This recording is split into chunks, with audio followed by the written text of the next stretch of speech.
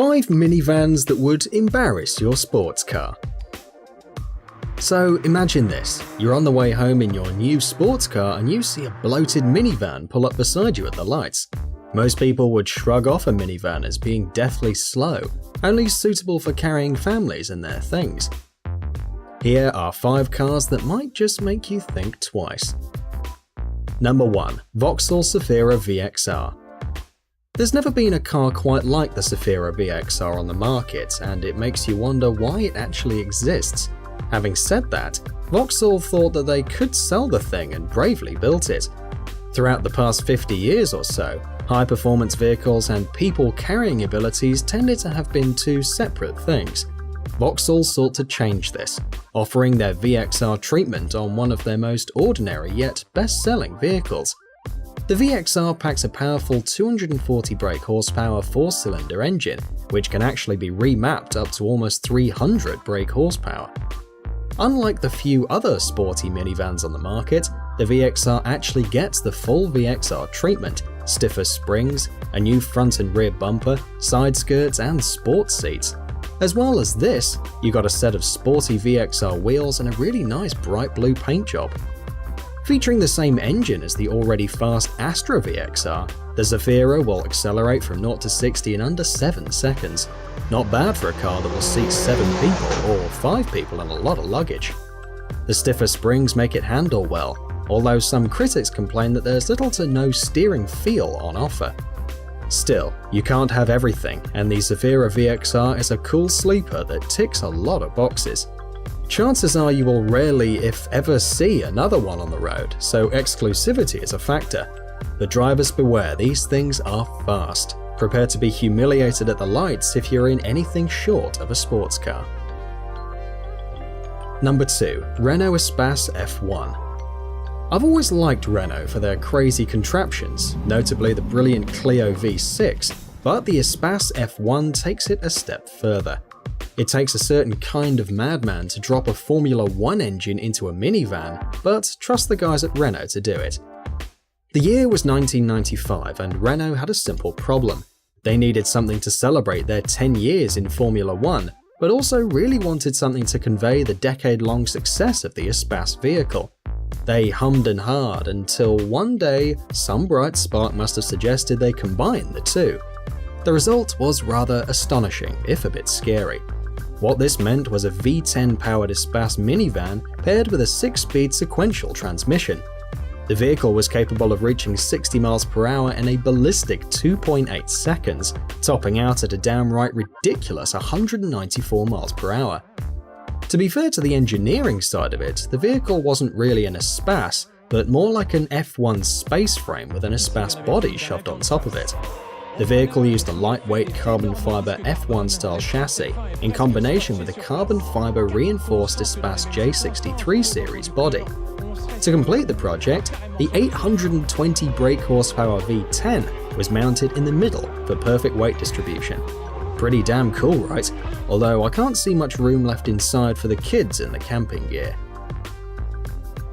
Number 3. Mercedes R63 AMG. Here's a factory car that will surprise most that it even exists. The R-Class isn't exactly AMG material from the factory. What the R-Class is a very comfortable Germanic tourer and people carrier. A smart but ordinary car, designed for very ordinary purposes. Ordinary, no doubt, at least until the boys at Mercedes AMG got their hands on it, of course. You may be surprised to hear, the Mercedes R63 AMG is a full-fat factory AMG model. So unusual is the R63 AMG that in the US, Mercedes didn't even advertise the car. To get one, you had to go to the dealer and special order it in straight from Stuttgart, kind of like a secret item on the restaurant menu. The R63 AMG uses the whopping 507 horsepower 6.2-litre naturally aspirated V8 from the C63 AMG, sending power to all 4 wheels. Sure, it weighs around 5,300 pounds, but that's still quite some power for a minivan. No one knows exactly how many R63s were built in total, but that number is almost certainly under 1,000, and more likely in the low hundreds. This car is a wise investment, folks, and a truly bonkers machine. Get one whilst you still can. Number 4. Toyota Sienna. A lot of people look at the rather frumpy Toyota Sienna and dismiss it as another rather boring minivan for soccer mums or family guys. Externally, the Sienna is as dull as dishwater, yet under the hood lies a secret that may surprise people. Yes, you don't get a 507 brake horsepower V8, but what you do get is a significant 3.5-litre V6 engine with 296 bhp, more than double that of a brand new base spec Miata. Although the Sienna is a plain-looking vehicle, Toyota's choice to install the Tacoma's direct injection 3.5-litre V6 combined with the new 8-speed automatic seems like a wise one. 0 to 60 happens in 7 seconds, not bad for a bloated and lumbering barge of a vehicle. Congrats to Toyota for doing this.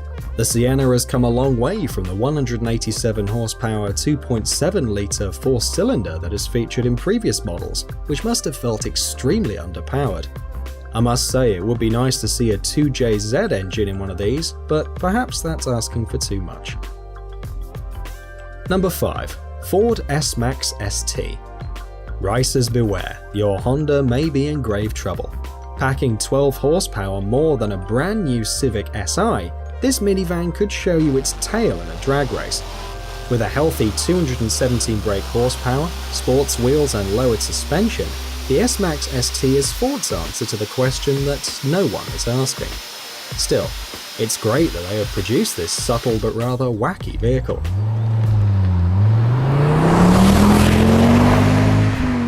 Being a turbocharged engine, you can easily map the car to more than 260 brake horsepower, which would worry some pretty fast machinery.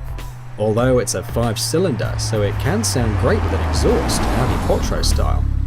The interior is rather more standard S-Max than sports car, although you do get a dished steering wheel and some upgraded seats.